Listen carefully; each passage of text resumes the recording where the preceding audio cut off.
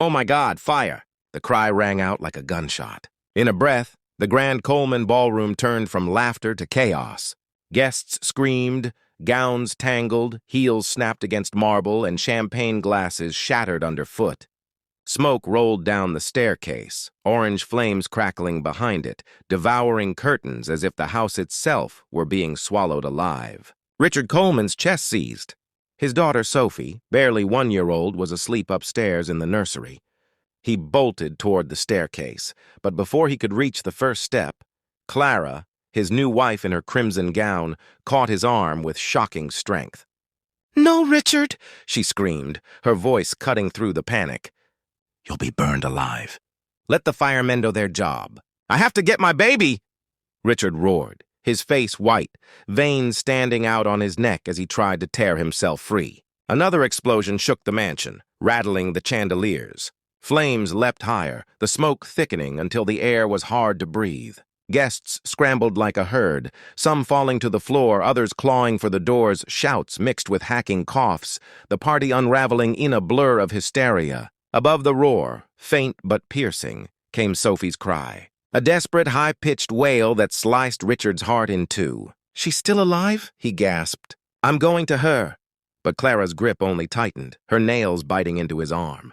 Her face was streaked with ash, but her eyes were strangely cold, almost unflinching. "If you go up there, you'll die, too. Don't be a fool." From the corner of the hall, a small figure suddenly darted forward. Anna. She was just 7, her braids flying as she dropped the tray she had been carrying. Her wide, dark eyes locked onto the staircase, onto the smoke curling from above. And without hesitation, she ran. Anna, a woman's cry tore out, sharper even than the chaos. Her mother, barely 35, still young, hair apron stained from the night's work, rushed after her. "No, baby. No, you can't." She caught at her daughter's sleeve, but Anna twisted free, determination burning hotter than the fire itself. The mother stumbled, collapsing to her knees as she realized she couldn't stop her child. Tears streamed down her face, and with a choking sob, she cried out, "God, no! Please, not my little girl!" Her body shook violently before she fainted against the polished floor, overcome by grief and terror. Servants rushed to lift her, but her arms hung limp as she moaned her daughter's name. The crowd gasped as Anna vanished into the smoke. Some guests covered their mouths in horror. Others muttered prayers, but none moved to follow. Richard's chest pounded as though it would tear open. His baby was upstairs. His daughter's cries echoed faintly. And now a child not his own had run where no one else dared. Clara's grip dug into him again, her voice sharp with command. "Don't you see? It's too late. If you go in, you'll lose everything, your life, your future, everything we've built." But Richard's gaze stayed fixed on the fire where Anna had disappeared. His breath ragged, his body trembling. His daughter was still up there, and it was not him who had answered her cries. It was Anna. The heat hit Anna the moment she crossed the threshold of the stairwell. It felt like stepping into the mouth of a furnace, the air so thick with smoke that each breath clawed down her throat like fire. The grand staircase, polished wood only minutes before, was now alive with flames licking up its sides. The once bright carpet had begun to curl and blacken. She pulled the hem of her faded dress over her nose and mouth, coughing as the acrid stench of burning paint and wood filled her lungs. Above, faint but steady, came the sound she had fixed in her mind, Sophie's cries. She forced herself up the first step, the wood hot against her small shoes. The smoke pressed around her, blinding, and she dropped to her knees, remembering what her grandmother once told her. "Keep low, Anna. The air's clearer near the floor." Crawling, one hand pressed to the step ahead, she inched her way up.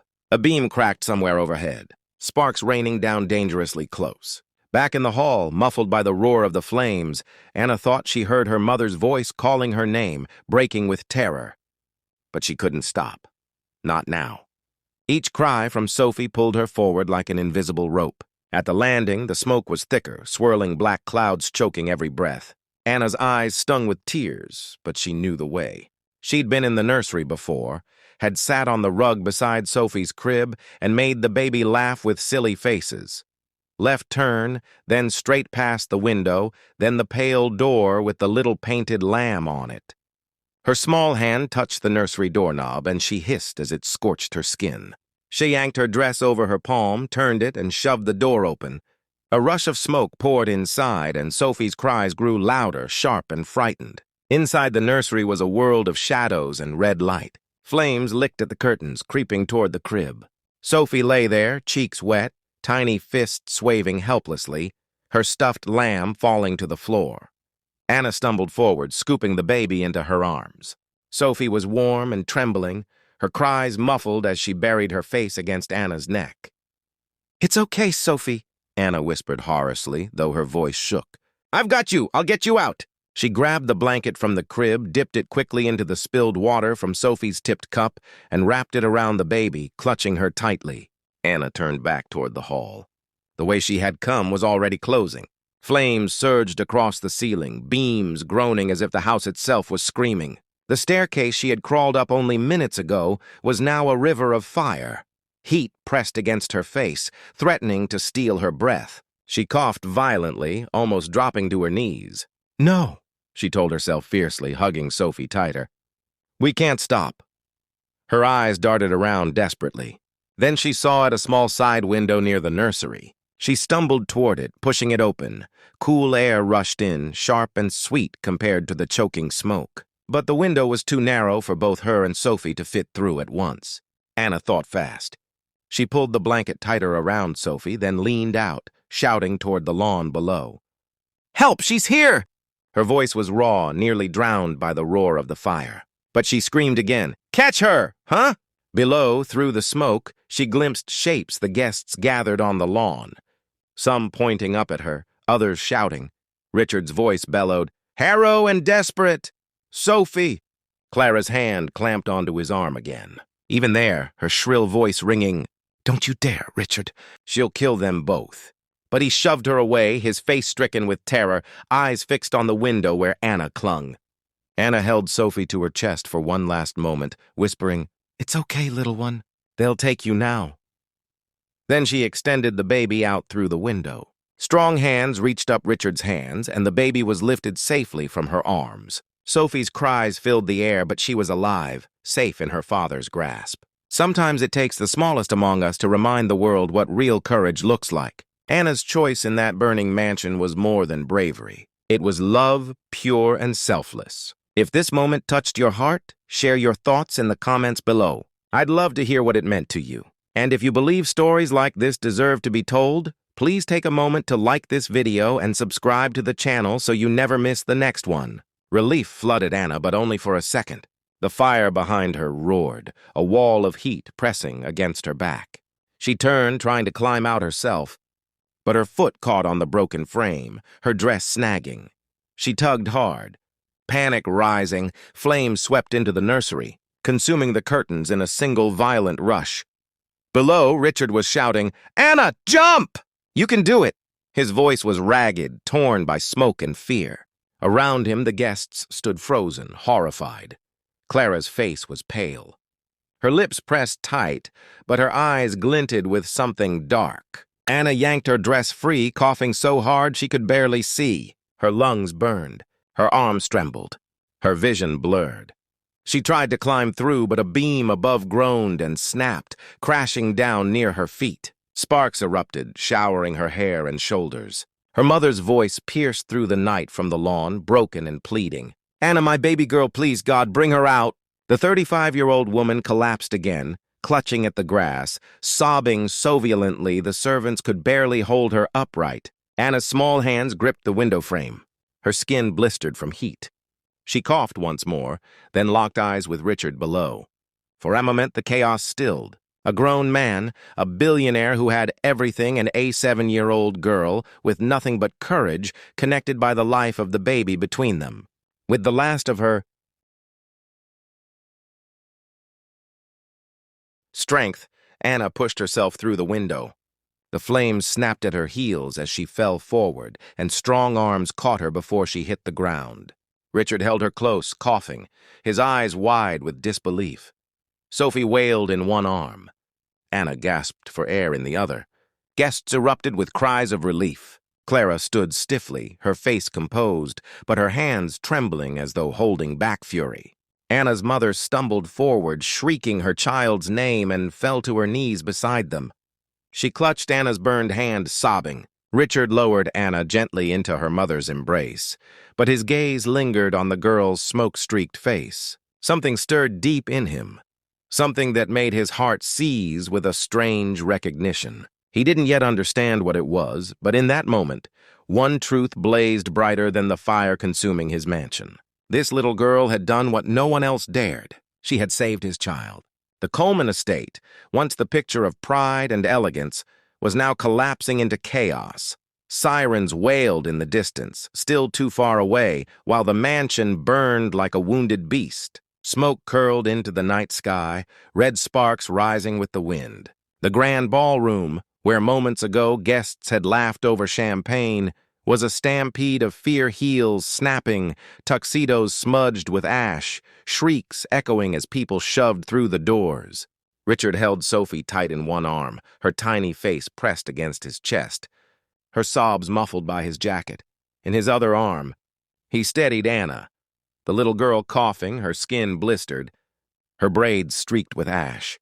Her mother knelt on the grass beside him, cradling Anna's hand, weeping openly with relief. But Clara's voice cut through the night like glass. "Richard, you're insane!" She pulled at his sleeve, eyes flashing in the firelight. "That child could have killed Sophie, dragging her through smoke like that." "You should have stopped her!" Richard turned on her, his face dark with fury. "She saved Sophie's life. You stood there and tried to hold me back." His voice cracked with rage, his eyes still wet from terror. Clara recoiled, lips pressed tight, then quickly smoothed her expression back into the mask of a grieving wife. The fire roared louder, beams snapping like gunshots as the west wing caved in. Flames lit up the sky, casting long shadows across the lawn. Guests huddled together, coughing, murmuring prayers, while others whispered nervously, their eyes flicking toward Clara. A fire engine finally pulled into the drive, its red light spinning. Firemen leapt down, hoses uncoiling, but even they hesitated at the inferno before them. The blaze had spread too quickly, unnaturally so. One of them muttered, "It's like it was fed gasoline." Richard's eyes narrowed, his mind whirling. He looked back at Clara, who stood rigid at his side. Her gown was immaculate, untouched by the smoke, her eyes cold as she stared at the burning house. A chill crept through him despite the heat around them. Meanwhile, Anna coughed violently in her mother's arms. Her small body trembled from the smoke she had inhaled. Richard crouched down beside her, his expression softening. "Anna," he said hoarsely, "you were brave. You saved my little girl." Her wide eyes lifted to him, rimmed with red, but she didn't speak. Instead, she clutched tighter to her mother's sleeve as though afraid he might take her away. Her mother, tear-streaking her soot-stained face, looked up at Richard. "She's just a child, sir," she whispered brokenly. "She's my only one. I thought I'd lost her in there." Richard swallowed hard, feeling the weight of her words. He looked from the exhausted girl to his sobbing baby, and then back to the house, collapsing behind them. The truth pressed in on him. He owed his daughter's life to this little girl no one had noticed before tonight. Clara interrupted, her voice sharp. "Richard, we need to leave. The firemen will handle it. Staying here is dangerous." She reached for him again, but this time he stepped away, his jaw set. "No," he said firmly. "I'm not leaving. Not until I know this fire is under control, and not until Sophie and Anna are safe." Clara's eyes flickered with something unreadable, but she said nothing more. The firemen shouted orders, their hoses spraying arcs of water onto the flames. Steam hissed, but the fire raged on, swallowing wall after wall. Richard stood unmoving. Sophie cradled close, watching as his mansion, the place he had built with pride, was consumed. Guests slipped quietly away, their fine cars crunching over gravel as they left behind the spectacle. On the grass, Anna's mother rocked her gently, murmuring prayers. Richard's eyes lingered on the child once more. Something inside him twisted at the sight. The courage in her small frame, the stubborn strength in her eyes. It was a feeling he could not yet name, but it bound him to her. Above them, the roof of the mansion groaned, then collapsed in a storm of sparks. The firemen shouted, dragging hoses back. Richard held Sophie tighter, shielding her from the blast of heat. And in the roaring glow of his burning house, Richard Coleman knew two things with painful clarity. He had nearly lost everything tonight. And the truth of this fire was far darker than it appeared. The fire devoured the Coleman mansion with a ferocity that shook everyone on the lawn. Walls groaned, windows burst with sharp cracks, and the aunt's proud estate seemed to scream as its beams collapsed. Sirens wailed closer. Now more fire engines, ambulances pulling up in a rush. Paramedics hurried across the grass with stretchers, flashlights cutting through the thick haze. Richard stood rooted, clutching Sophie against his chest. The baby whimpered softly. Her cries weaker now, her little lungs rattling from the smoke she had breathed. Every sound from her lips tore at him. He rocked her gently, whispering, "Daddy's here. You're safe now, my girl." His eyes burned, not from the smoke, but from the sheer terror of almost losing her. Beside him, Anna sat wrapped in her mother's trembling arms. The woman, only 35 yet aged by grief, kissed her daughter's soot-streaked forehead again and again, sobbing prayers of thanks. Anna coughed, her small shoulders shaking, but she did not cry. Her wide eyes stayed fixed on the flames as though the fire had carved something permanent into her memory. Clara, standing nearby, crossed her arms tightly. Her satin gown immaculate despite the chaos. Her face was pale but composed, her gaze sharp as she looked at the girl who had saved Sophie. Richard turned toward her, his jaw hard. If it weren't for Anna, Sophie would be gone. Clara's lips tightened. "Richard, don't you see? That child ran in recklessly. She could have killed Sophie, dragging her through smoke like that. What if she dropped her?" Richard's voice was low but edged with steel. "She didn't drop her. She did what none of us could. She saved her." "Huh." The paramedic stepped forward, gently taking Sophie from Richard's arms to place her on a stretcher. Another knelt by Anna, checking her breathing. "She's inhaled a lot of smoke," the medic said gravely. "We need to get her to the hospital now." Anna's mother clutched her hand tighter. "I'll go with her," she said quickly, her voice still trembling. Richard nodded. "I'll follow with Sophie." His gaze lingered on Anna, a strange heaviness pressing his chest.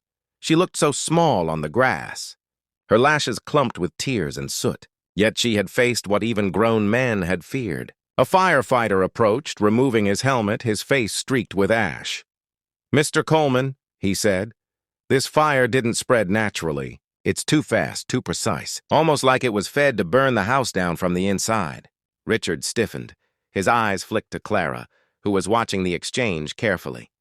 She shifted, adjusting her gown as though the heat had only now reached her, but her eyes flashed with something cold before she turned away. "Handle it," Richard said tightly to the firefighter. Though his mind was already racing, he could still feel Clara's hands holding him back at the foot of the stairs. She hadn't shouted for Sophie. She hadn't even tried. The paramedics loaded Sophie into the ambulance, strapping a small oxygen mask over her tiny face. Anna, pale and wheezing, was carried onto another stretcher. Her mother walked beside her, holding her hand, whispering, "You're brave, my baby. So brave." As the ambulance's doors shut, Richard turned to Clara. "You can ride back with the guests. I'm going with my daughter." His voice left no room for argument. Clara's smile was thin, brittle. "Of course, Richard. Do what you must." The ambulance engines roared, their sirens slicing into the night as they sped away toward Houston. Richard sat inside with Sophie, his hands gripping hers tightly as though she will alone could keep her tethered to life. Across from him, another paramedic worked over Anna, her small frame trembling beneath the oxygen mask, her eyes fluttering. Child had carried his daughter through fire. She had risked everything without hesitation, and deep in his chest, a question burned hotter than the flames they had just escaped. Why did he feel as though he had seen those eyes before long ago? The ambulance sped through the Texas night, its siren wailing, red lights flashing across the empty highway. Inside, the air smelled of antiseptic and smoke. Richard sat stiffly.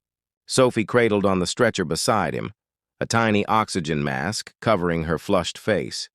Each weak rise and fall of her chest twisted his heart tighter until it felt like a vice pressing down. He brushed her small hand with his thumb, whispering over and over, Hold on, baby girl. Daddy's here. Don't let go. Across from him, Anna lay propped on another stretcher, her mother gripping her hand with desperate strength. The girl's braids were singed at the ends, her dress scorched in patches. Her lips were chapped and blackened from the smoke, her breath shallow under the hiss of oxygen. Yet her dark eyes flickered open now and then, and each time they found Sophie as if to make sure the baby was still alive. She's just a child, Anna's mother murmured, her voice raw from crying. 7 years old, and she ran into that fire like she broke off, clutching her daughter's hand tighter. Tears slid down her cheeks, streaking the soot across her skin. She nearly died in there. Dozu. Richard's throat tightened. He wanted to speak to comfort, but no words seemed enough. His eyes remained fixed on Anna, the little girl who had risked everything for his daughter. Courage like that, he had seen it in soldiers, in men hardened by war and work. Never in someone so small. The paramedic shifted beside them, checking vitals, adjusting masks. They'll both need close monitoring, he said, voice brisk but steady. The baby's lungs are delicate. Smoke like this can scar them, and the girl inhaled more than she should have survived. But they're fighters. Both of them. The word settled heavy in the ambulance. Richard exhaled, a sound that was half relief, half prayer. He looked at Anne again, and something stirred inside him. There was something about her face, the sharp line of her cheekbones, the stubborn set of her mouth, something that pulled at memory. Though he couldn't place it yet, the ambulance rattled over a bump, and Sophie stirred, whimpering weakly. Richard leaned closer, smoothing her damp hair back. "Shh, my little one," he whispered. "Daddy's here." He kissed her forehead, his lips trembling beside him. Anna's mother whispered a prayer under her breath, words trembling in Spanish and English alike. "Lord, thank you for sparing her. Thank you for sparing them both." Then, looking at Richard, her eyes red and swollen, she added, "Mr. Coleman, you'll never know what it cost her to do what she did. She saw her own mama die in a fire when she was smaller than this. I thought she'd never be able to face flames again. But tonight her voice cracked. She couldn't let your baby burn. She just couldn't." The revelation struck Richard like a hammer. He turned his gaze back to Anna. The child's chest rose and fell unevenly, but she still held tight to her mother's hand. Through her half-closed eyes, he saw not fear, but a quiet certainty. Achild, who had stared into her greatest terror and chosen to act. He pressed a hand to his forehead, overwhelmed in Thessalon's between sirens. The truth settled deep. He owed both of his daughters' lives, Sophie's by birth, Anna's by her sacrifice to this little girl's courage. When the ambulance doors swung open at the hospital, a rush of fluorescent light and fresh night air hit them. Nurses hurried forward, rolling Sophie and Anna on their stretchers into the emergency ward. Richard followed close, his chest pounding, refusing to let Sophie's hand slip from his. Anna's mother walked beside her daughter, whispering promises, her voice breaking on every word. As the hospital doors closed behind them, Richard cast one last glance toward Clara's approaching figure outside. Her gown was immaculate, her face carefully composed as she stepped from the sleek car that had followed the ambulance. But her eyes were cold, and in them Richard thought he saw something darker than grief, something like resentment. He turned away quickly, following his daughter and the little girl who had saved her into the sterile brightness of the ward. And though the fire behind them still raged in the night, Richard felt that the true inferno was only beginning. The emergency ward was a blur of white coats, rushing footsteps and the sharp scent of antiseptic. Nurses wheeled Sophie down one corridor, Anna down another, and Richard found himself torn between the two stretchers, moving swiftly away from him. His chest tightened until he could hardly breathe. "Mr. Dr. Coleman," a nurse said firmly, guiding him by the arm, "your baby will be stabilized in the pediatric unit. She inhaled smoke, but she's breathing. Lead us work." Richard nodded numbly, his throat too tight for words. His hand slipped from Sophie's tiny one as the stretcher turned the corner, leaving him standing in the harsh fluorescent light, fists clenched at his sides. Behind him, Anna's mother clung to her daughter's stretcher as it was wheeled into an adjoining room. Her cries echoed down the hall, raw and shaking. "Stay with me, Anna. Don't let go, my brave girl." Richard turned, watching them vanish. The image seared itself into his mind, the soot-streaked child who had carried his daughter through fire and the 35-year-old mother collapsing under the weight of terror. His gut twisted. Something about the girl's face lingered with him, pulling at a memory he couldn't yet place.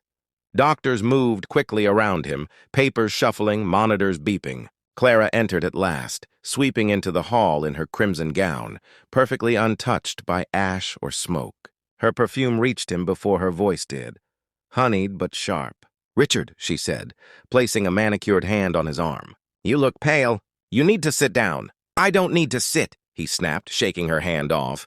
"My baby is in there. That little girl is fighting for her life, and you?" His voice cracked with restrained rage. "You tried to stop me." Clara's eyes widened in mock offense. "I was saving you. If you had gone in, you'd be dead right now. Is that what you wanted? To leave Sophie an orphan?" The words sliced at him, but the fury in his chest did not cool. "It was Anna who saved her," he said bitterly. "Not you, not me. A child." Clara's lips pressed thin, her eyes flicking briefly toward the closed door where Anna's stretcher had gone. Something unreadable passed over her face. Disdain, perhaps even anger. But then it was gone, smoothed away under her practiced mask of concern. The hospital corridor quieted for a moment. Richard sat heavily on a bench outside the pediatric unit, elbows in his knees, his head in his hands. His mind replayed the moment Anna appeared at the window, Sophie in her arms, Hurtney frame silhouetted against the blaze. The memory burned hotter than the fire itself. Minutes stretched into an eternity. At last, a nurse emerged from the pediatric unit. "Mr. Coleman Richard Wason," his feet instantly. "Yes, my daughter Sophie. She's stable for now," the nurse said, offering a tired smile. "Her lungs are irritated, but we have her on oxygen. She'll need monitoring, but she's strong." Relief surged through him so fast his knees nearly buckled. He gripped the nurse's arm. "Thank you, God, thank you." The nurse nodded and added gently, "The other little girl, Anna, she's in critical observation. She's fighting hard." Richard's gaze shifted toward the other wing, his chest aching. He had no claim to Anna, and yet the thought of her small body struggling for breath tightened something deep inside him. Anna's mother emerged, then her face streaked with tears, but her eyes fierce. "She's alive," she whispered, as though testing the words. "They say she's burns, smoke in her lungs, but she's alive." Her voice cracked, and she pressed a trembling hand to her mouth. Richard placed a hand on her shoulder, uncharacteristically gentle. "Your daughter is braver than any soldier I've ever met. She saved my Sophie. I won't forget it." The woman met his eyes, and in hers he saw both gratitude and sorrow, a weight he couldn't name. "She shouldn't have had to be brave," she murmured. "She's only 7. Down the hall, Clara watched from a distance, her expression hidden in shadow.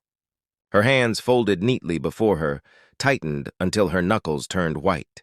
Richard turned back toward the doors of the pediatric unit where Sophie lay and toward the wing where Anna fought for breath. The fire had taken his home, but it had given him something far greater, a truth he could not yet see fully. A bond forged in smoke and flame, and deep in his bones, he felt it this was only the beginning. The hospital quieted as the hours stretched toward midnight. The chaos of the fire had given way to the sterile rhythm of beeping monitors and the soft squeak of nurses' shoes against linoleum floors. Outside the window, Houston's skyline flickered faintly in the distance. But here in the children's wing, time seemed to stand still. Richard sat by Sophie's bed, his large frame hunched forward, one hand resting gently over his daughter's tiny fingers. She slept under a thin blanket, her chest rising and falling with the aid of the oxygen mask fitted to her face. Her cheeks were pale, her lashes wet with dried tears, but she was alive. Each breath she took was a mercy that left Richard whispering silent prayers. Across the hall, muffled behind another door, lay Anna. Richard hadn't been able to stop thinking of her since the moment she stumbled out of the fire with Sophie in her arms. He had carried his baby to safety. Yes, but it had been Anna who'd risked everything. The image of her soot-streaked face, her small arms clutching Sophie against her chest, haunted him. He rose at last, torn by an impulse he could not ignore, and stepped quietly into the hallway. The nurse at the desk looked up, nodded, and pointed him toward a side room. Inside, Anna lay in a hospital bed, her small body dwarfed by the white sheets. A tangle of wires connected her to the monitors beside her, their soft beeping marking the rhythm of her fragile breaths. An oxygen mask covered most of her face, fogging slightly with each exhale. Her mother sat at her side, clutching Anna's hand as though it were the only thing tethering her to life. The woman's face was lined with exhaustion and streaked with tears, her dark hair pulled back in a hurried knot. When she saw Richard in the doorway, she stiffened, her eyes narrowing. "What are you doing here?" she asked quietly, her voice. Richard hesitated, his hand still gripping the doorframe. "I came to thank her. To thank you both. She saved my little girl." His voice broke on the words. The woman's gaze softened slightly, though suspicion lingered. "She shouldn't have had to," she murmured. She brushed a hand over Anna's forehead, her voice trembling. "She's 7 years old. She's already seen more fire than any child should. I thought it had taken her once. I thought tonight it would take her again." Richard stepped into the room, his throat thick. "She's braver than anyone I know, and I owe her more than I can ever repay." For a moment, silence hung heavy between them, broken only by the beeping of the monitor. Richard's eyes drifted to Anna's face, pale but peaceful, as if the storm of the night had finally released her. He felt something stir deep inside, a strange pull, like a thread connecting him to this girl. Behind them, the door creaked. Clara stepped inside, her heels clicking against the floor. Her crimson gown had been replaced by a sleek black coat. Other presence was no less commanding. "Richard," she said softly, though her eyes were cold as glass. "You need rest. Sophie needs you strong." Her gaze flicked toward Anna with a hint of disdain. "This child is in good hands with her mother. You shouldn't exhaust yourself worrying about someone else's problem." Richard's head snapped toward her, his jaw tightening. "She's not someone else's problem," he said sharply. "She's the reason Sophie is alive." Clara's smile was brittle. "And yet Sophie could have died in her arms. It was reckless." Anna's mother rose then, her eyes flashing. "Reckless. My child went where no one else dared, not even you. Mrs. Coleman, if she hadn't, your baby would be ashes right now." Her voice shook with fury. Reckless? No, courageous.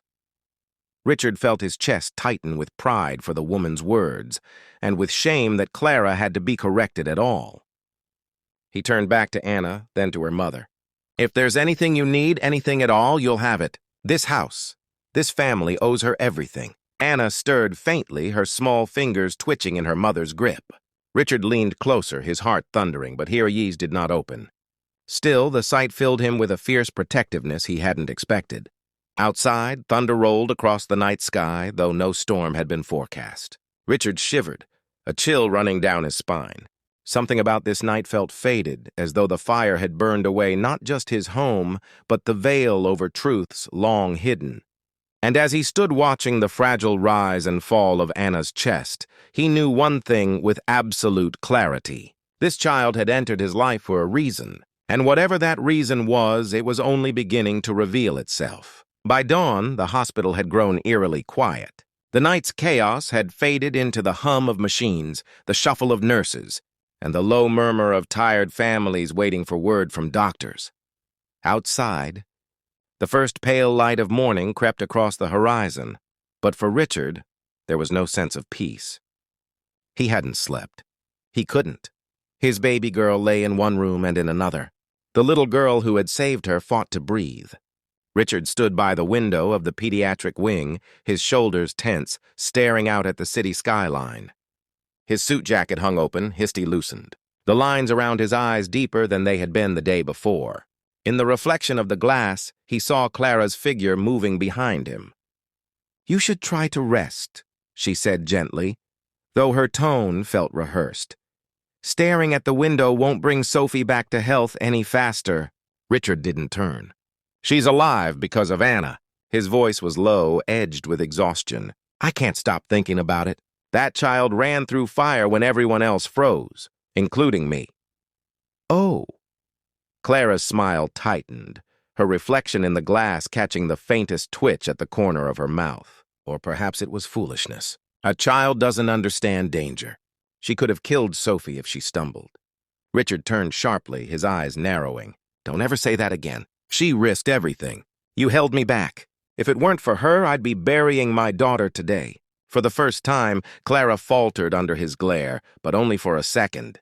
Then she composed herself, her voice smooth once more. I waystring to protect you. This family needs you alive. She stepped closer, her perfume lingering in the air. Don't waste your energy worrying about some servant's child. Focus on Sophie. On us, Richard studied her face, searching for the woman he thought he'd married, but all he saw was control of mask that hid something colder beneath. He said nothing more, turning back toward the window.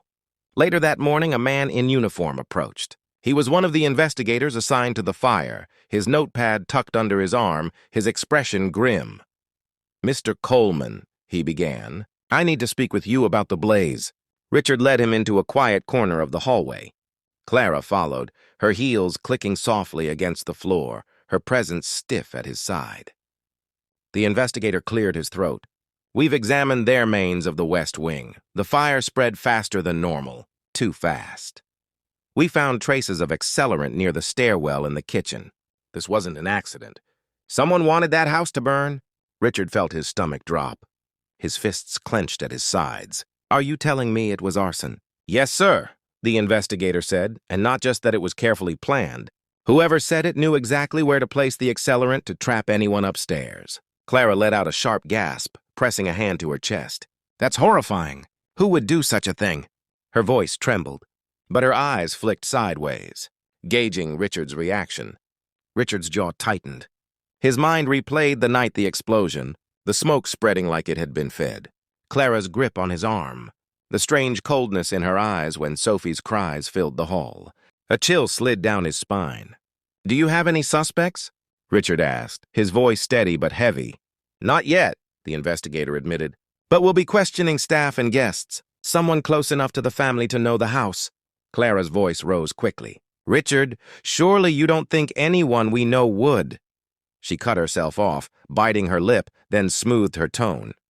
We should let the police do their job. Richard nodded slowly, though suspicion noted at his gut. He glanced through the glass door into the recovery room where Anna lay, her chest rising faintly beneath the oxygen mask. His heart clenched. Whoever had done this fire had nearly killed his daughter and had nearly killed Anna, too. For the first time, Richard felt something more than gratitude for the little girl. He felt responsibility. He turned back to the investigator.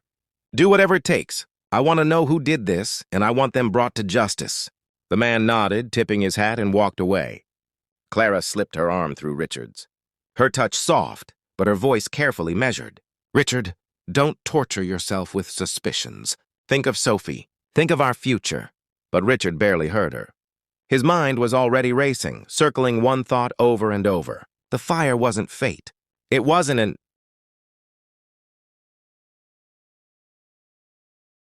accident. It was a choice. And someone he trusted had chosen to try to burn his daughter alive. Anna stirred in her hospital bed, her breathing shallow beneath the steady hiss of the oxygen mask. The morning light filtered weakly through the blinds, striping her small face with pale gold. Her mother sat at her side, whispering prayers and stroking her hand, eyes red from sleeplessness. Richard lingered in the doorway, his tall frame casting a shadow across the room. He had meant to pass quietly, just to see if the girl was improving, but her faint voice pulled him in. Mama, the fire? Her mother leaned closer, brushing sweat-soaked braids from her forehead. Shh, baby, you're safe now. But Anna's eyes fluttered open, distant, as if they were looking at something beyond the room. It was like before. Her words were broken by coughs, but her meaning struck Richard like a blow. Her mother stiffened, her lips pressing tight. She looked at Richard quickly, as if she hadn't wanted him to hear before. Richard repeated, stepping closer. Anna, what do you mean? The child blinked at him, her gaze heavy with memories far too old for such young eyes. When Mama screamed. When I saw the flames eat the walls, I was smaller then. I couldn't move. She said to run, but I froze. I saw her. I saw my mama. Her voice cracked, the words crumbling into sobs. Richard's chest clenched. He crouched beside the bed, searching the girl's face. You've seen a fire like this before? Anna's mother spoke quickly, her voice sharp with protective edge. That's enough. She's weak. She shouldn't be talking about this. But Anna shook her head faintly. her small hand tightening around her mother's fingers. I remember Mama. I was 5. The fire took her. The woman who held me. She pushed me out. She never came back. Tears leaked from the corners of her eyes, carving streaks down her suit, smudged cheeks. Richard froze. Something deep in him twisted. A buried memory stirred smoke, screaming a woman with eyes like midnight holding a child as she disappeared into the dark. He had tried to lock it away years ago, but the echoes returned with brutal clarity now. Anna coughed violently, and her mother quickly leaned forward, adjusting the mask, murmuring, "Don't force yourself, baby. Don't think of the past." Richard's gaze lingered on the girl, but his thoughts were already spiraling. Could it be? Could the woman Anna spoke of, the one who had died in that earlier fire, be connected to the part of his past he never spoke of? Anna's eyes, glassy but unyielding, found his. "I don't like fire," she whispered. "It takes everything." But Sophie, she was crying. I couldn't let it take her too. Her words pierced him. This child who had already lost so much to fire had thrown herself into the flames for his daughter. The weight of it pressed heavy against his chest. Her mother reached out, motioning him toward the door. "She needs rest, please, Mr. Coleman. Enough questions." Reluctantly, Richard stood. He glanced once more at Anna, then nodded. "Rest, brave girl," he murmured, his voice softer than he intended. In the hall, Clara was waiting. Her arms were folded, her eyes cold as ice. "You spend a lot of time with that child," she said flatly. "Don't forget where your duty lies, Richard. Sophie is Theone who matters, not her." Richard's jaw tightened. "Anna matters," he said firmly. "She saved Sophie and she's carrying scars no child should. You'll show her respect." Clara's eyes narrowed, but she forced a smile. "Of course," she said sweetly, but her gaze followed him down the corridor, sharp and calculating, as though Anna's survival was a problem yet to be solved. Richard walked on, his mind a storm. The fire hadn't just threatened Sophie. It had unearthed a past he thought was buried, and the key to that past might lie in the eyes of the child who had just saved his daughter's life. The hospital cafeteria was nearly empty when Richard sat across from Clara the next morning. A styrofoam cup of black coffee steamed in his hand, untouched. Clara sat perfectly composed, her silk blouse flawless, her makeup carefully reapplied as if the fire hadn't stolen their home only hours ago. Her calmness unsettled him. "You need to come home with me," she said smoothly, her manicured fingers resting lightly on his wrist. "What's left of the estate requires attention. The staff, the press, the insurance agents, they're all waiting for you." Richard pulled his hand away, his jaw tightening. "My daughter is in the ICU. Anna is barely clinging to strength." "I'm not leaving this hospital." Clara's smile faltered. "Richard, be reasonable. Sophie is stable. And that girl." She leaned forward, her voice lowering. "She's not your responsibility." Richard's eyes snapped up, cold steel in them. "She saved Sophie's life. Without her, we'd be planning a funeral right now." Clara's tone sharpened. "And what if she hadn't? What if she had stumbled, dropped her? Children don't think, they act. You're romanticizing recklessness." Richard's hands slammed the table, startling the few people in the cafeteria. "Don't you dare diminish what she did. She had more courage than anyone in that ballroom, including me." The words hung heavy between them. Clara's eyes narrowed, her mask cracking for the briefest moment, revealing the fire of anger beneath. Then she exhaled slowly, recovering her poise. "I'm only trying to keep you focused, Richard. We've built something together. Don't let a servant's child derail your priorities." But Richard barely heard her. His mind kept circling back to the investigator's oars, to the unnatural spread of the fire, and to Clara's grip on his arm the night before, holding him back, keeping him from reaching Sophie. Later, when Richard walked the sterile halls back towards Sophie's room, he noticed Clara lingering in a corner, phone pressed to her ear. Her voice was hushed, sharp, almost venomous. "I don't care what it costs," she whispered fiercely. It wasn't enough. "Do you understand? This can't happen again. There must be no mistakes next time." Richard froze, his blood running cold. He stayed in the shadows, straining to catch every word. Clara's back was to him, her hand clutching her purse tightly. "Yes, I'll handle him. Just make sure it's clean." She hung up quickly, smoothing her hair before turning to join him in the hallway. Her smile once again flawless, but Richard saw it now, the crack in her mask, the shadow beneath her beauty. Is Sophie awake? She asked, her voice light as if nothing had passed. Richard forced a nod, his face unreadable. Yes, she's awake.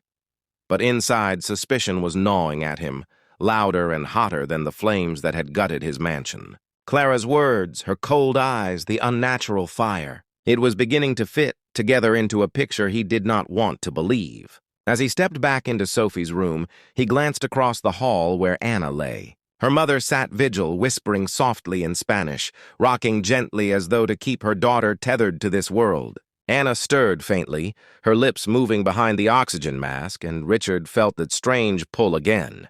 Two daughters, one by blood, one by fire, and standing between them, a wife whose secrets were becoming impossible to ignore.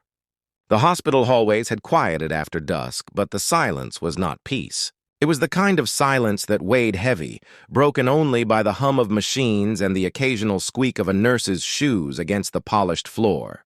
Richard sat slumped in a chair outside Sophie's room, his head leaning against the wall, exhaustion tugging at him. Yet his mind refused to rest. Clara's phone call earlier replayed in his head like a poisoned echo. It wasn't enough. There must be no mistakes next time. He straightened suddenly, a surge of unease coursing through him. Clara had gone missing for nearly an hour. When he asked a nurse, she mentioned casually, "Your wife was seen near the east wing, down by the maintenance rooms." Richard's stomach tightened. What business did Clara have wandering those darkened halls? At that same moment, across the corridor, Anna stirred. Her small hand twitched against the sheets, and her eyes cracked open beneath heavy lids. The oxygen mask fogged with her shallow breaths.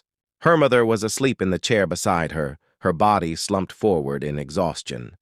Anna turned her head weakly, ears pricking at the faint sound of voices drifting through the open window vent. A woman's voice, sharp, controlled. Clara's voice. "You don't understand," Clara hissed. "That house was supposed to burn with the child in it. Both of them, do you hear me?" Now Richard's distracted, torn between that brat and his daughter. "I need this finished before he starts asking too many questions." Anna's breath caught. Her chest heaved.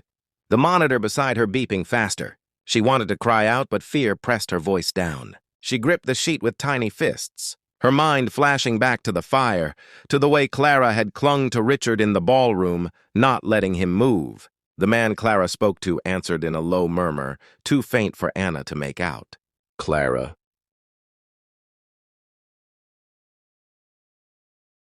Cut him off, her voice venomous. "No excuses if Richard learns the truth.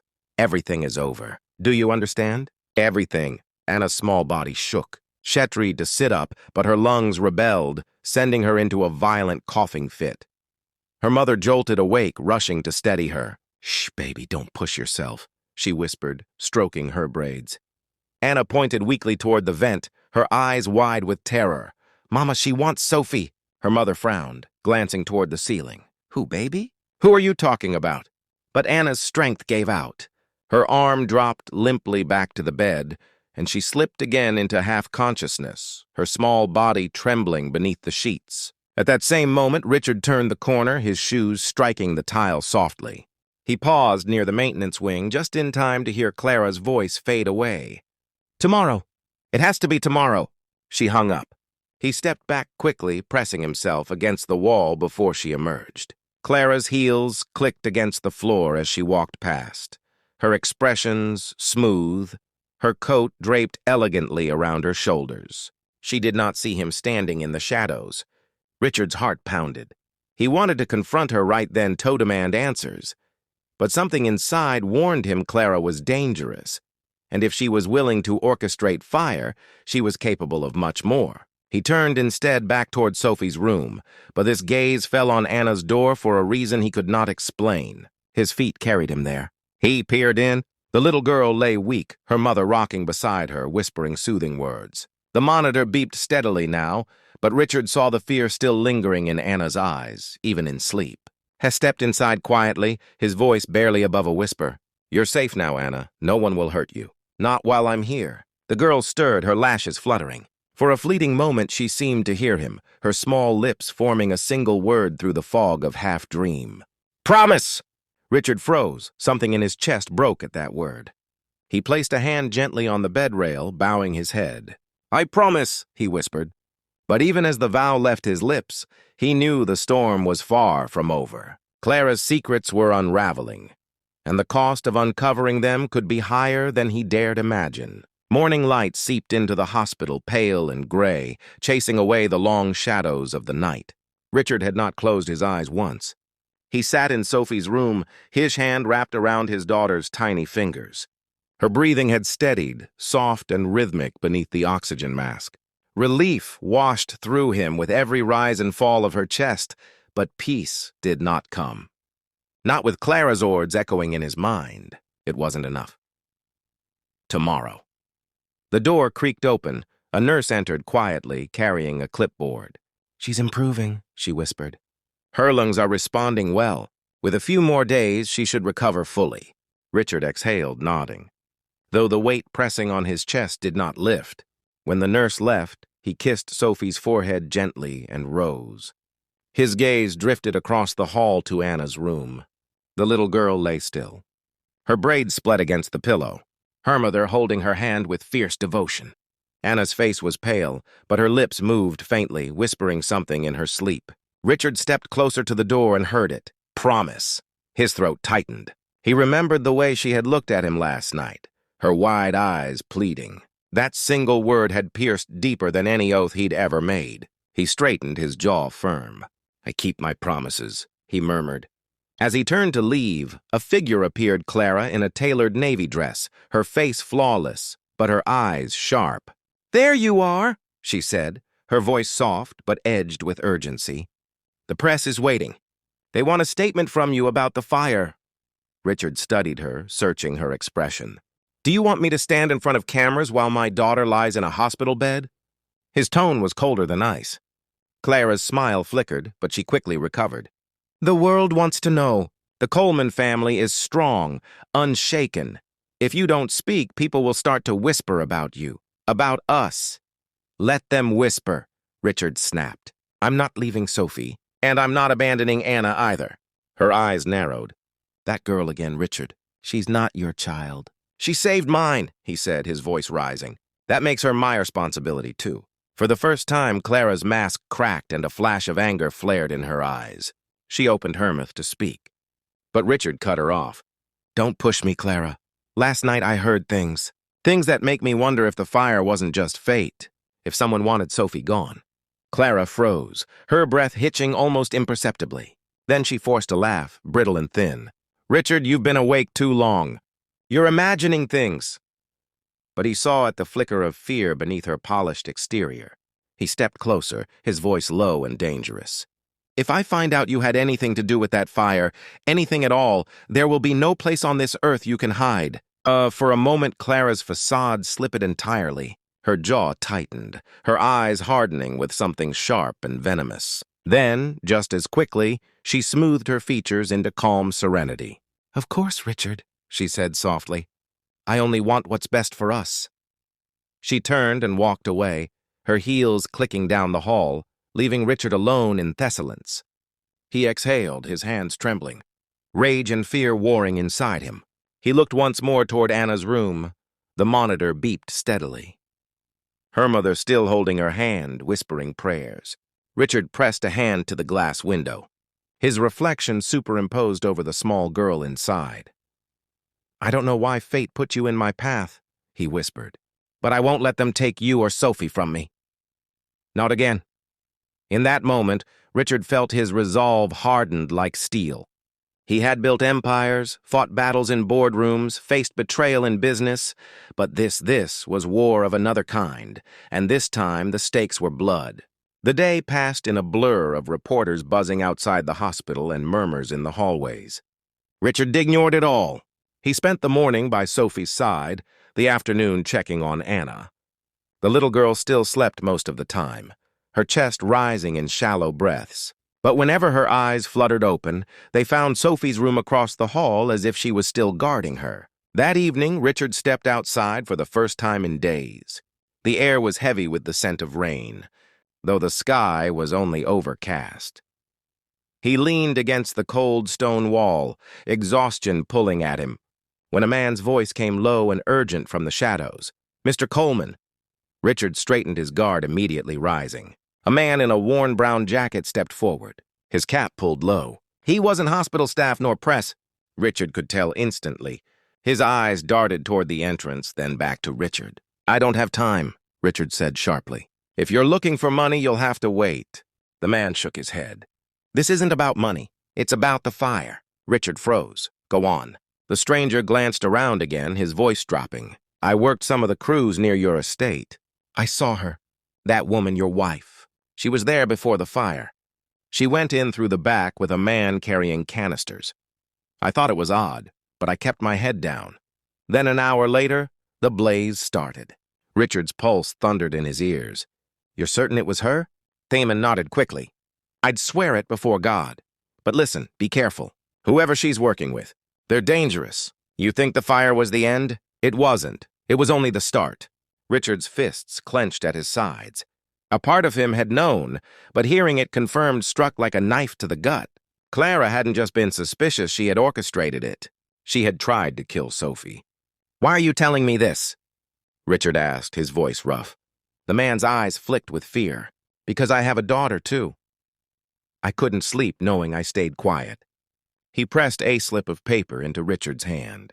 "This is the address where I saw her meet that man before the fire. A warehouse near the river. Be careful. They won't hesitate to finish the job." Before Richard could speak again, the man melted back into the shadows, leaving only the sound of the city around them. Richard looked down at the paper, the ink smudged but legible, a warehouse proof. His hand trembled as he folded it into his pocket.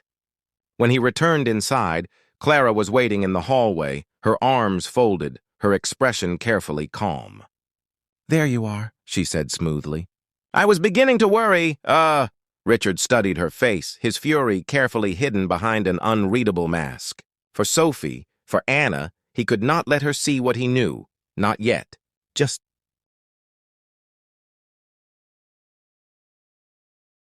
needed air, he said flatly, brushing past her toward Sophie's room. But as he walked away, his mind burned with a single thought. He had played blind for too long. Now he had a target, and he would uncover the truth, no matter the cost. Across the hall, Anna stirred again, her small hand twitching in her mother's grasp. She whispered something faint, her lips barely moving. Richard stepped closer, leaning down. "What is it, Anna?" Her eyes cracked open, glassy with fever and fatigue. "Don't let the fire take her," she whispered. Richard's throat tightened. He brushed a hand gently over her hair. "I won't. Not Sophie, not you. I promise." The rain had begun to fall by the time Richard reached the far side of Houston. It slicked the streets, turning the glow of the street lamps into smudged halos of light. He parked his car a block away from the warehouse. His jaw set, his fists tight on the steering wheel. The slip of paper from the stranger was still in his pocket, damp from the sweat of his hand. The warehouse loomed dark against the river. Its corrugated metal walls strewn with rust. Its windows blacked out. A single light glowed near a side entrance. Richard's chest tightened. He wasn't a man who normally crept into shadows. He commanded boardrooms, not back alleys. But tonight was different. Tonight was war. Hess stepped into the rain, his shoes crunching against gravel. He moved slowly, keeping to the shadows. Through a cracked window, he saw figures inside, two men in work boots and stained jackets. One leaned over a table covered in canisters, maps, and wires. The other lit a cigarette, his smoke curling up into the rafters. And then he saw her. Clara. She entered through a back door, her trench coat pulled tight against the rain, her hair hidden beneath a scarf. Even in this dim place, she carried herself with the same practiced elegance she showed at galas. But her voice was sharp, stripped of its mask. "You were careless," she snapped at the man. "The girl survived, and now Richard is suspicious. If he uncovers what happened, everything we've built collapses." One of the men shrugged. "Fires don't always go the way you plan. Houses have a way of fighting back." Clara's hand slammed against the table. "I don't pay you for excuses, I pay you for results. Next time, no mistakes." Richard's blood ran cold, every word slicing deeper. She had paid them. She had plotted the fire. Had clenched his fists, fury boiling inside him, but forced himself to stay silent. Bursting in now would solve nothing. The man with the cigarette leaned back. "And what about the kid? The one who dragged the baby out?" Clara's face hardened, her voice icy. She's a problem. Problems are eliminated. Richard's vision tunneled, rage choking him. Anna, a 7-year-old girl scarred already by flames, now marked for death by the woman who claimed to be Sophie's mother. His knuckles whitened against the wet metal of the window frame. The men nodded, one scribbling something onto the map. Clara leaned closer, lowering her voice. The hospital. She's weak. It won't take much, and Richard must never know. That was enough.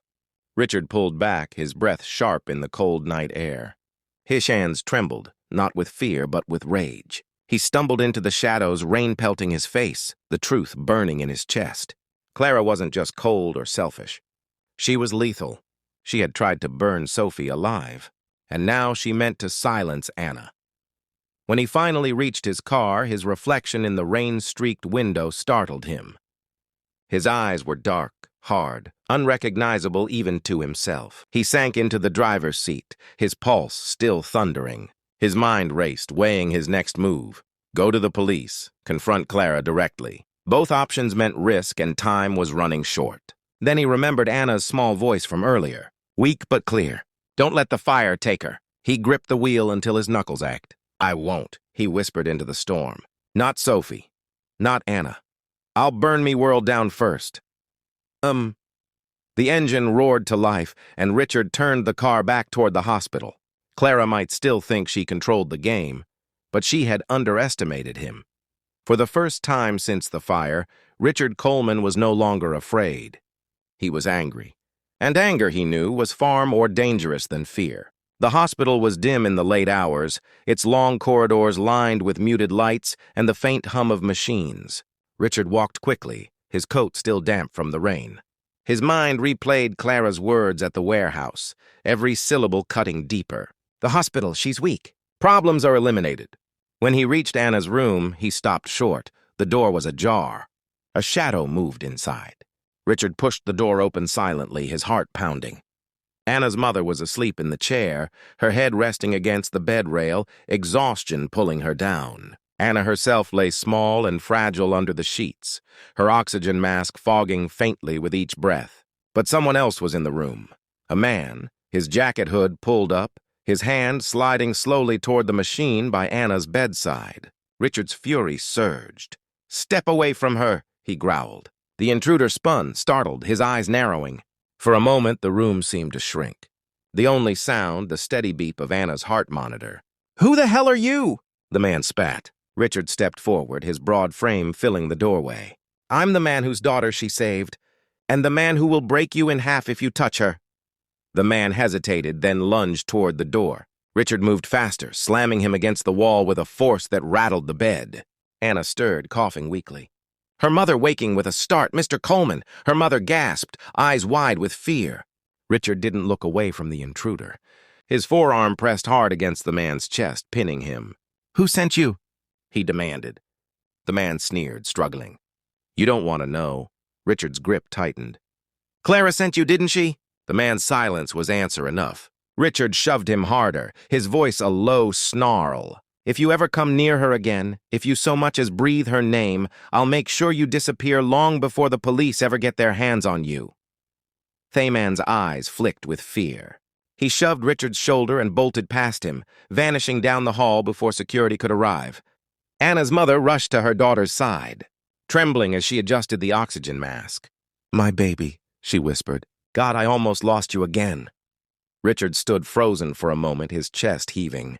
He turned slowly, his eyes falling on Anna.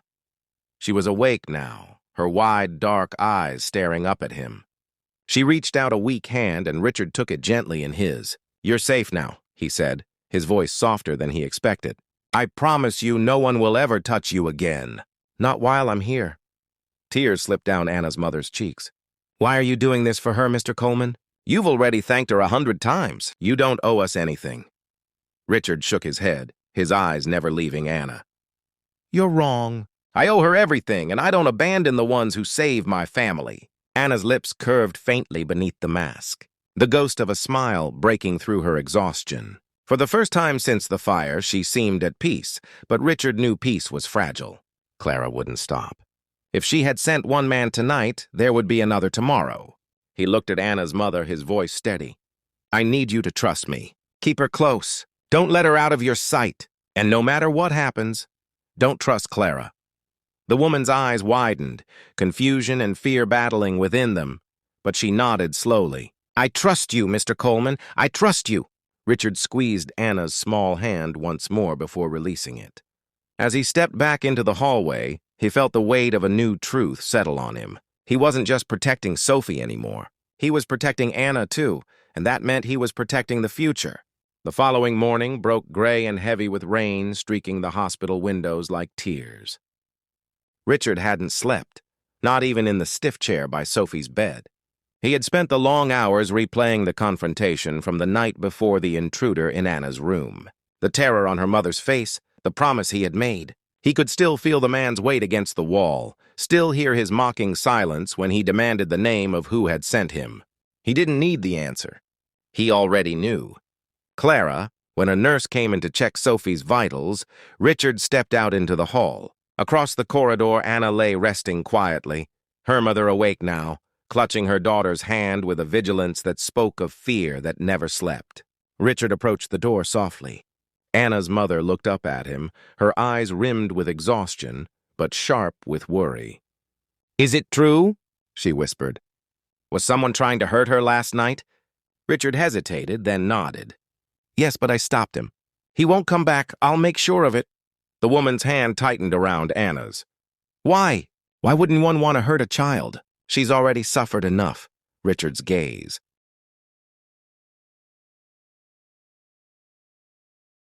darkened because she stood in the way. She saved Sophie when someone wanted her gone. Hal leaned closer, lowering his voice. I think Clara is behind it. And if I'm right, then Anna and Sophie are both in danger. Her mother's lips parted in shock, then pressed together in fear. Your wife? Richard's jaw tightened. I don't want to believe it either, but the signs are there. The fire wasn't an accident, and last night proves she hasn't stopped. Anna stirred faintly, her dark eyes opening just enough to catch their voices. Promise? She whispered again, her voice but steady. Richard knelt beside her bed, his large hand enveloping her tiny one. Yes, Anna. I promise no one will take you from me. No one will hurt you again. Her fingers curled weakly around his, and a flicker of relief passed over her soot-marked face before she drifted back to sleep. Moments later, Richard's phone buzzed. A text from Clara. Meet me in the lobby now. He exhaled slowly, tucking the phone into his pocket. When he reached the lobby, Clara was waiting, dressed immaculately in cream, as if the last 2 nights had never happened. Her smile was brittle, her voice smooth. Richard, you've been avoiding me. People are asking questions. Why did you stay here all night again? What's so special about that girl? His voice was cold. She saved Sophie's life. Clara's smile faltered. And now you think she's yours to protect. Richard, you're being irrational. She's a servant's child. Nothing more. Something snapped inside him. He stepped closer, his voice low and fierce. Don't you ever call her that again. She is braver than anyone I've ever known, and she matters. For the first time, Clara's mask slipped, revealing a flash of venom. But she quickly recovered, her voice dropping to a purr. Be careful, Richard. People might think you're forgetting where your loyalties lie. His eyes burned into hers. My loyalties lie with my children, both of them. Clara Ara blinked, startled. Both? Richard didn't flinch. Yes, Sophie and Anna, I'll protect them both with or without you. Clara's eyes hardened, her voice dripping with contempt. Then you've already made your choice. She turned sharply, her heels striking the polished floor as she stormed out of the lobby. Richard stood alone, the rain tapping softly against the glass doors, his chest heavy but resolute. For years, he had built empires, trusting strategy and calculation. But this was no boardroom battle. This was blood, fire, and betrayal. And for the first time in his life, Richard knew exactly where his heart stood. His choice was made. He would be a father not only to Sophie, but to Anna, the child who had risked everything for his family. And if Clara wanted war, then war she would have. The storm had lifted by evening, leaving the city washed clean beneath a pale silver sky. From the hospital window, Richard could see the wet streets glistening, the traffic lights reflected in shallow puddles, but inside him, no calm had come. The choice he had made burned steady in his chest. He would protect Sophie and Anna at all costs, even if it meant tearing his world apart. He found Clara waiting for him in the visitors' lounge, her posture perfect, her expression cool. She had changed again, this time into a dark suit, sharp and severe, as though dressing for battle. Her eyes followed him as he entered, her smile faint but brittle. "You've been busy," she said softly, "spending hours with that girl, whispering with her mother. People are beginning to notice. What will they think of you, Richard? A billionaire clinging to a child that isn't even his." Richard stood tall, his shadow stretching across the sterile tile floor. "They'll think I'm a father whore members who saved his baby's life. They'll think I'm a man who honors courage." His voice deepened. Anger threaded through it. "What they won't think, what they will never think, is that I could let my wife burn my daughter alive." Clara's mask slipped, her smile vanishing for a heartbeat. Her face was naked with fury. Then she laughed, a sharp, humorless sound. "So you know I know enough," Richard snapped. "I know about the warehouse. I know about the men you hired. And I know you tried to silence Anna." "Tell me why, Clara. Why Sophie? Why me?"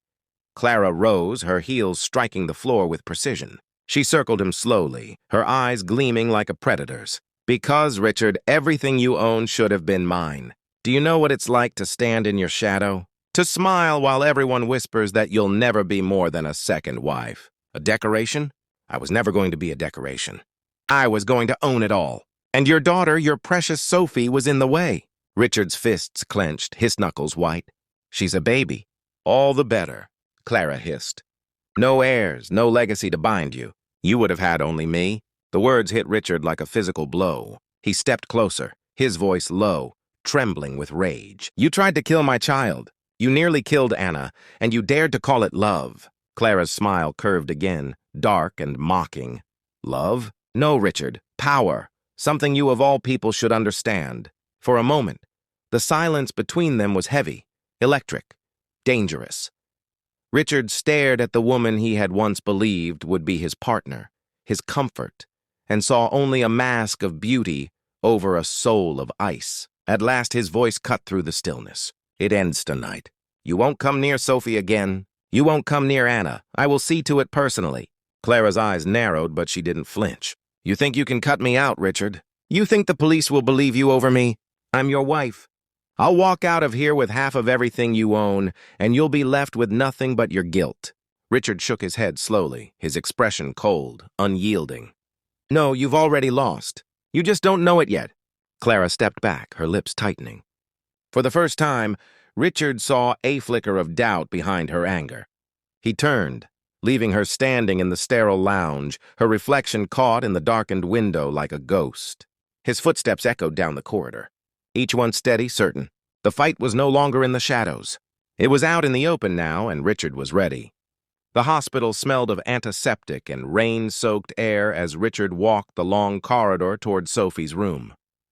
Every step was heavy yet steady. His heart pounded with the weight of all he had uncovered the fire. The betrayal the wife he had once trusted now revealed as the architect of his family's near destruction. He opened Sophie's door gently. The baby stirred at the sound, her tiny hand twitching beneath the blanket. Richard knelt, brushing her damp curls back, whispering, "You're safe now, my little one. No one will ever harm you again." Across the hall, Anna was awake. Her mother sat close, holding her hand. But when she saw Richard, she beckoned him inside. Anna's eyes were clearer now, though still rimmed with exhaustion. "You kept your promise," she whispered, her voice raspy. Richard's throat tightened. "It told you I would." He sat at her bedside, his large hand enveloping her smaller own. "You saved Sophie. Now it's my turn to save you." Anna's mother leaned forward, her voice trembling. "Mr. Coleman, is it true? Was your wife behind all this?" Richard nodded slowly, the truth bitter on his tongue. "Yes. She tried to take everything from me, Sophie. My future, my peace. And she nearly succeeded, but not anymore. I'll see her held accountable." The woman's eyes welled with tears, but she gave a firm nod. "Then may God be with you, because she will not go quietly." Moments later, detectives arrived. Richard had called them after his confrontation with Clara, and now he handed them the slip of paper from the stranger. Told them of the warehouse, the men, and Clara's role. His voice was steady, but his fury simmered beneath every word. Clara was brought in shortly after, her composure still intact, her crimson lips curved in a thin smile. "Really, Richard?" she purred as the detectives read her rights. "Dragging our private matters into the open like this? This isn't private," Richard said coldly. "You tried to murder my child. You tried to silence a brave little girl. There's nothing private about that." For the first time, Clara's mask cracked. Her eyes flashed with fury as the detectives led her away, her heels clacking against the tile. "You'll regret this, Richard," she spat. "You'll regret crossing me?" But Richard didn't flinch.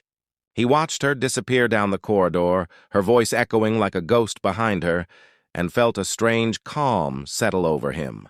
Later, he returned to Sophie's room, holding her gently in his arms. Then he crossed the hall to Anna, who looked up at him with wide, steady eyes. "Why did you do it?" he asked softly. "Why run into fire for someone you didn't have to?" Anna's voice was faint but sure, because no one should cry alone. "And I heard her cry." Richard swallowed hard, the child's words cutting deeper than anything Clara had ever said. He leaned forward, pressing.